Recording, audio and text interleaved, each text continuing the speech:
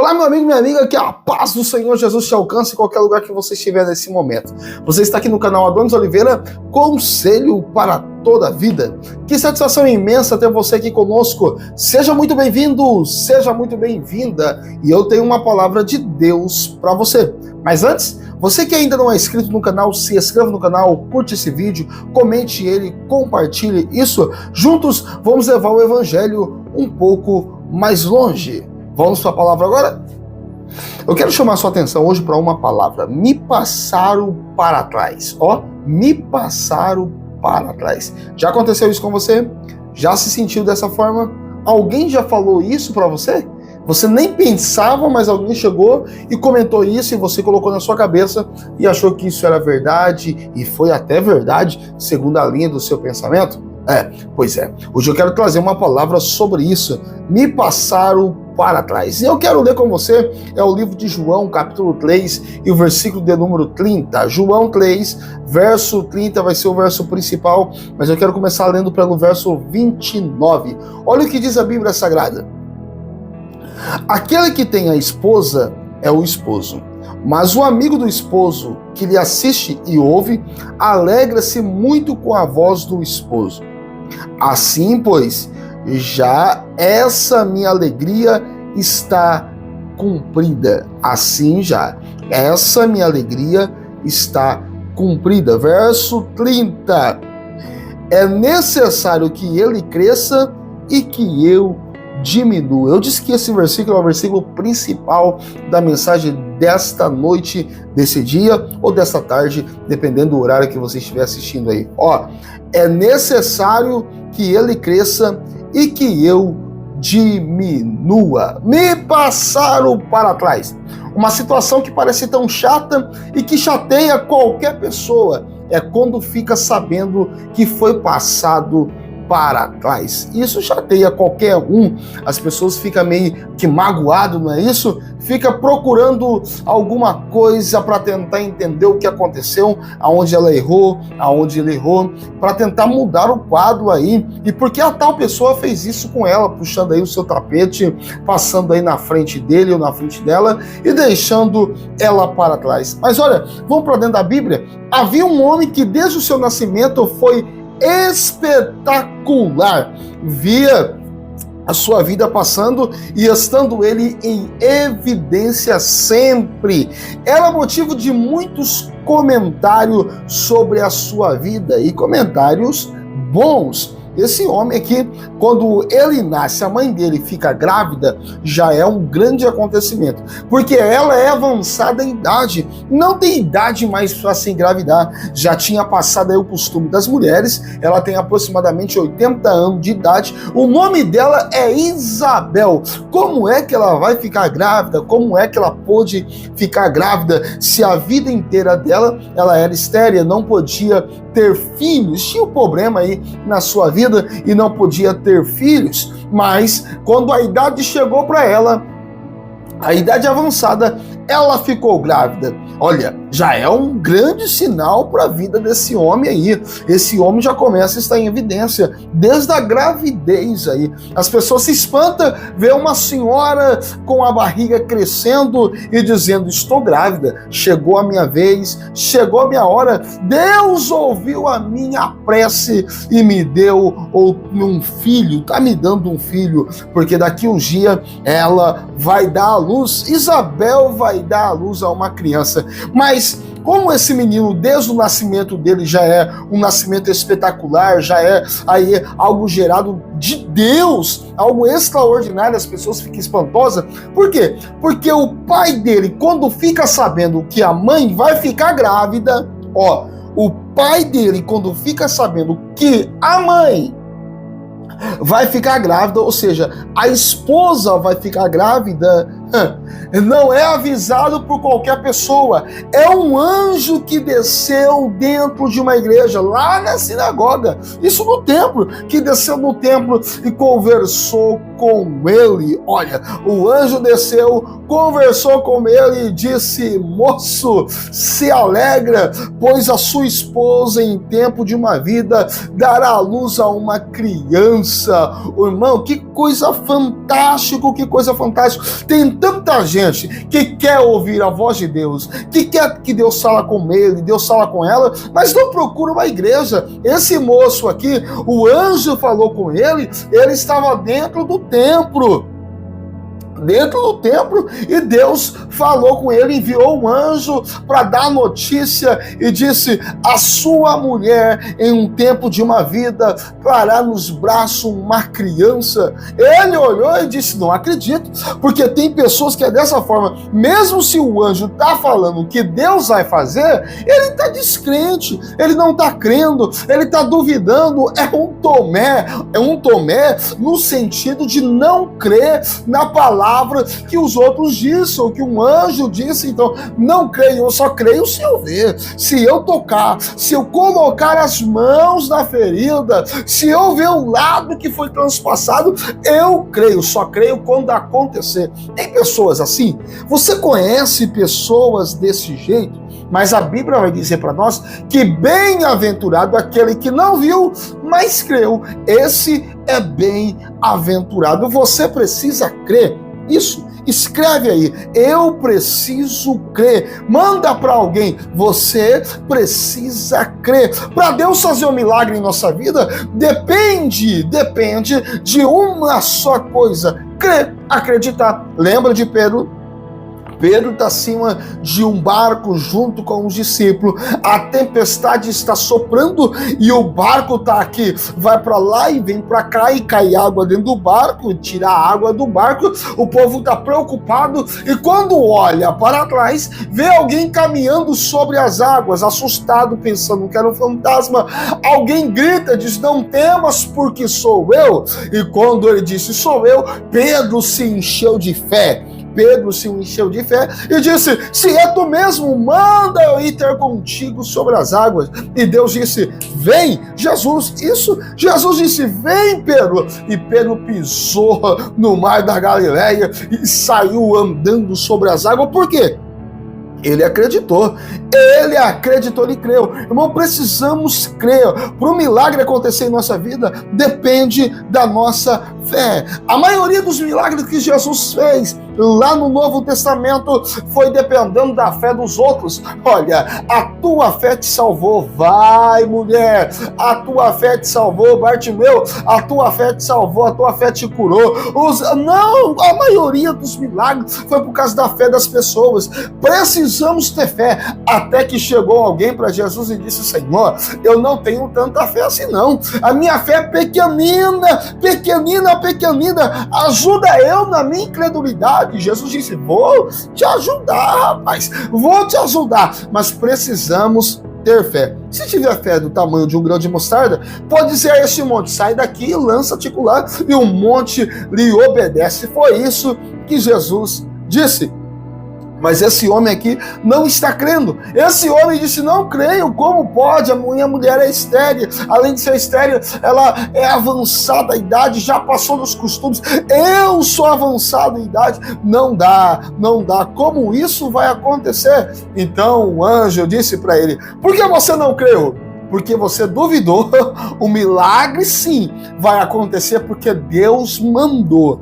É Deus que falou que vai acontecer. Mas você só vai falar quando o milagre tiver nos braços. Enquanto não tiver nos braços, você vai ficar mudo. E a partir daquele momento, o moço ficou... Irmão, ó a vida desse menino que vai nascer. Como que está sendo marcada? Está sendo marcada de uma forma extraordinária. Então ele é um espetáculo, já que se podemos dizer dessa forma, com todo o respeito. Os outros olham para ele e falam: rapaz, essa é a diferença Deus no nascimento. Por quê? O pai falou com o anjo veio avisar que a esposa agora ia dar à luz. Ele ficou mudo, o pai ficou mudo, até que a criança nasceu. Então a vida desse rapaz aqui é algo extraordinário. E tem mais: quem escolheu o nome não foi o pai, quem escolheu o nome não foi a mãe, quem escolheu o nome foi o próprio Deus, que disse: vai lá, anjo, e diga para ele que o nome será João Batista. Não pode ser outro, é João Batista, conhecido como a voz que clama no deserto, a voz que clama no deserto. É João Batista. Ó, irmão, é interessante que a vida desse homem está em evidência desde o seu nascimento. Quando ele começa a se vestir sozinho, ele usa uma roupa que não é tão peculiar, uma roupa que os outros olham e veem que é um destaque. É uma mesma roupa que Elias usava. Quando Acabe pergunta quem é o rapaz que mandou você voltar para mim aqui e dizer essas palavras, ele disse: olha, o rapaz, eu não sei o nome dele não, mas ele usa umas vestes meio estranhas. Ele usa veste de pelo aí, pelo de carneiro é a veste dele. Ó, ele usa aí um cinturão aí na cintura. O homem é diferenciado. João Batista é a mesma espécie, usa a mesma roupa, uma roupa que fazia a diferença no mundo onde ele estava vivendo. Deixa eu fazer uma pergunta para você. Você tem feito a diferença no mundo aonde nós estamos vivendo? Nem que seja com a sua roupa, faça a diferença. Até porque o Senhor não chamou você para ser igual aos outros, não. O Senhor não chamou você para ser padrão igual aos outros. O Senhor chamou você para ser a diferença. Jesus chamou nós para sermos luz no mundo. Eu vou refrisar: Jesus chamou nós para sermos luz no mundo e sal na terra. Foi para isso que ele nos chamou. Foi para isso que ele olhou e disse: João, Maria, José, Zaqueu, eu tenho um particular contigo e eu quero que você faça a diferença na terra. João Batista, quando ele aprende a se vestir, agora ele está usando roupas totalmente diferenciada. Os outros olham para ele e dizem: nossa, como assim? Como assim? O homem está em evidência até na roupa, ou seja, até no seu trajar ele está em evidência. Ó, a sua comida se destaca dos outros. Todo mundo estava acostumado a comer pão. Todo mundo estava acostumado. Lembra, até o próprio Jesus multiplica os pães de cevada. Não é isso? Multiplica os pães de cevada, multiplica os peixinhos. A multidão come, sobra ainda 12 cestos que Jesus manda colher aí para não desperdiçar. Então todo mundo estava acostumado a comer pão. Mas esse homem aqui, quando ele se alimenta, ele não se alimenta de pão. A Bíblia diz que a comida dele era gafanhoto. Ô irmão, olha a situação. Esse homem está em evidência até por aquilo que ele come. A comida dele era gafanhoto e mel silvestre.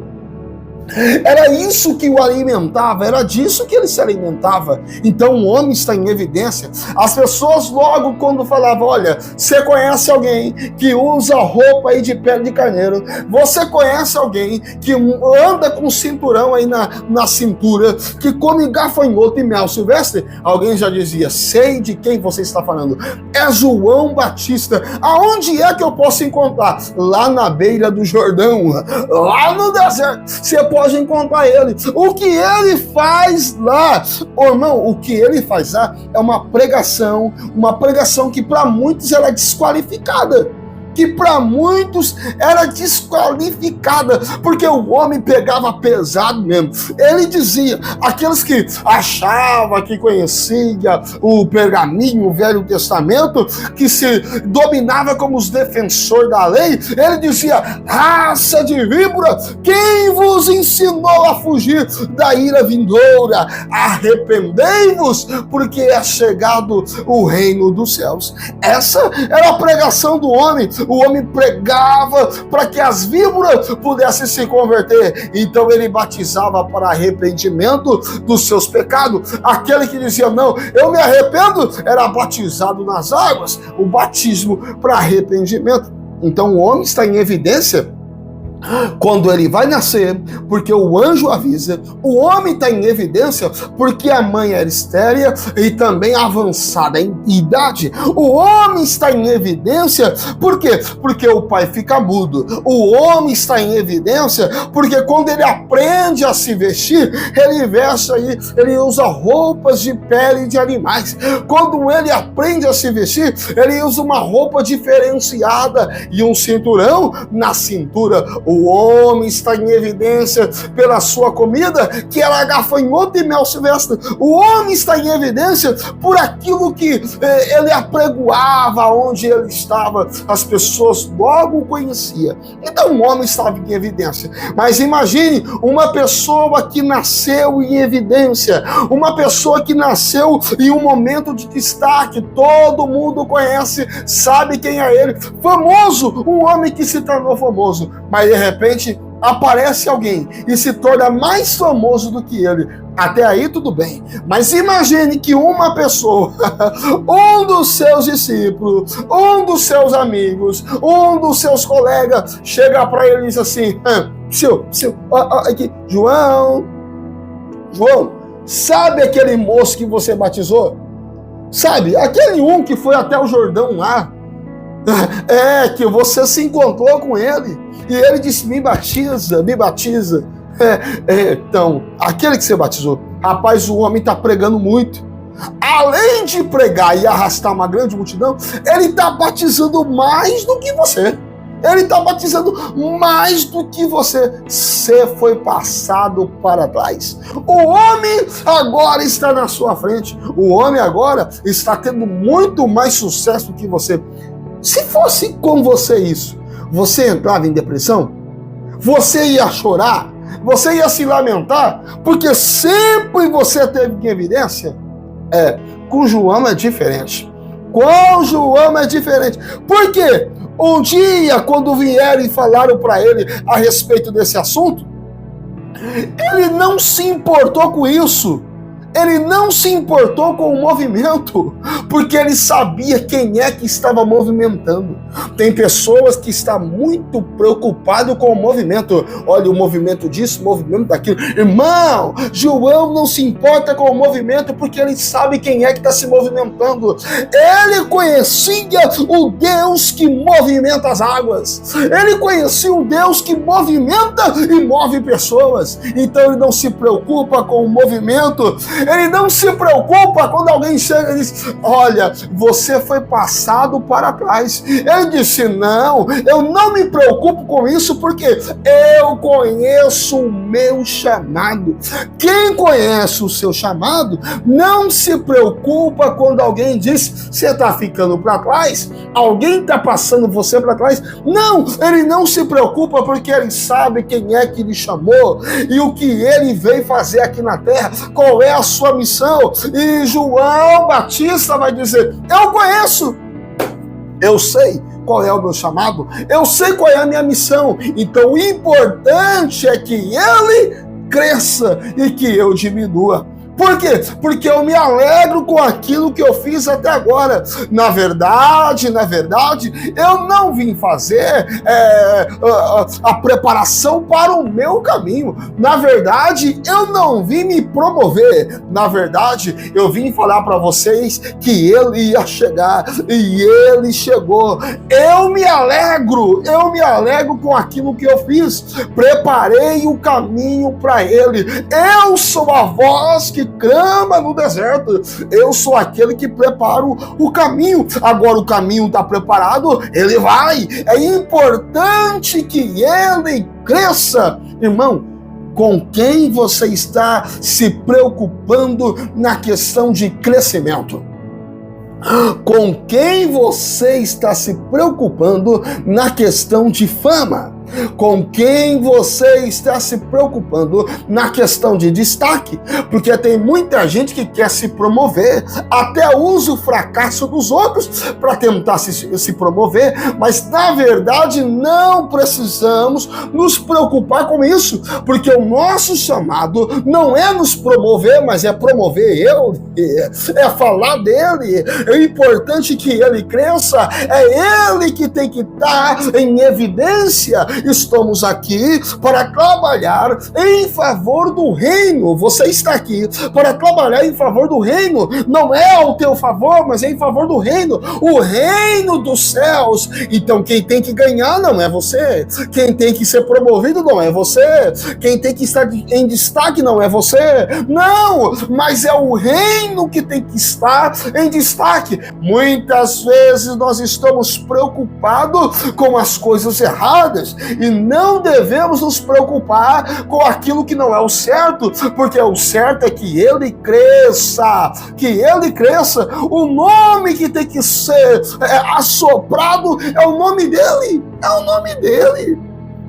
Aí tem tanta gente que não entende esta palavra, que não entende o evangelho. Não, meu amigo, precisamos entender. Olha, CTV, conselho para toda a vida, e o conselho desta segunda-feira o mais importante é que ele cresça em nossa vida. O conselho desta segunda-feira também conheço o meu chamado. Então eu vou fazer aquilo que Deus me chamou para fazer. Não, o conselho desta segunda-feira não vou me preocupar com o movimento, porque eu conheço quem está movimentando. Porque quem movimenta é ele que movimenta as águas. É ele que movimenta as águas. Se é ele que movimenta as águas, a minha obrigação é orar, a minha obrigação é pregoar, a obrigação é evangelizar, a minha obrigação é interceder, e ele vai fazer a obra, Escute isso com atenção. Enquanto você fazer a sua parte, Deus estará fazendo a parte dele. Eu vou refrisar isso. Enquanto você se preocupar em fazer a tua parte, Deus fará a parte dele. Olha, Lázaro está morto há 4 dias. Há 4 dias o homem está dentro do sepulcro. A situação de Lázaro é o que? Frieza, porque a morte é fria. A situação de Lázaro é a paralisia, porque a morte paralisa as pessoas. A situação de Lázaro é a mudez, porque as pessoas mortas estão mudas, não conseguem falar. A situação de Lázaro está enrolado. Por quê? Porque a morte enrola as pessoas na sua situação e deixa ela ali quietinha dentro de um lugar imóvel que não pode se movimentar. Mas enquanto eu faço a minha parte, qual é a parte? Tira a pedra, Marta, tira a pedra. Alguém se movimenta para fazer a sua parte, porque Deus está afim de fazer a parte dele. E quando alguém se movimentou e fez a parte deles, a Bíblia diz que o Senhor então gritou em alto e bom som, depois de uma oração, e disse: Lázaro, sai para fora. E Lázaro saiu com vida,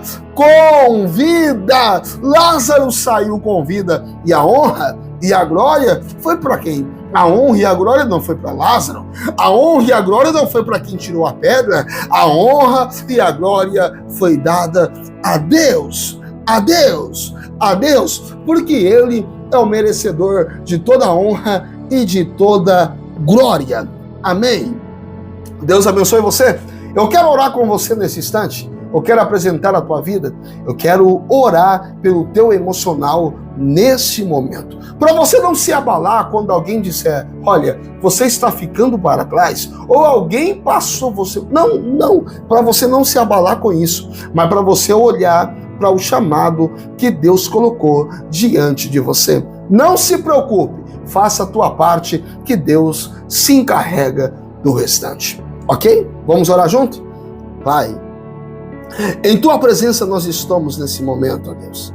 É bem verdade que esta palavra magoa nós, até traz tristeza, angústia, e algumas pessoas até entram em depressão por saber que foi passado para trás. Mas, Senhor, quem reconhece o chamado que tem, entende que ele não foi passado para trás, porque quem tem que estar em evidência é o Senhor.